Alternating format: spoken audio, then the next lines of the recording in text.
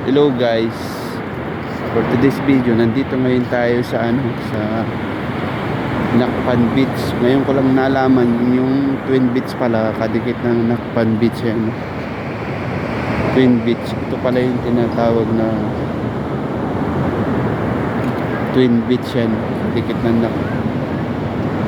hanggang dun sa dulo. Ayan. Yun ang Twin Beach na tinatawag. Ito naman yung Nakpan. Medyo ngayon guys, yung alon, malakas yung current ng alon ngayon dito sa Nakpan, kaya wala pag alon naliligo dito. Yan, ang haba nitong Nakpan Beach yan.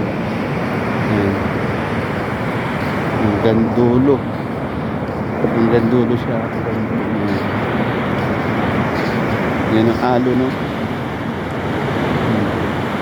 Malakas-lakas na yung alon. Medyo malakas yung current ng alon kasi siguro sa malapit magdi-December na, kaya siguro malakas yung alon.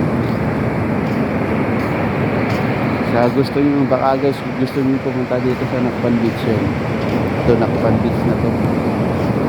Kumbaga yung view dito, maganda yung view. Yung place pa. Saka pwede kayong maglaro ng volleyball yan. Maglaro ng volleyball din.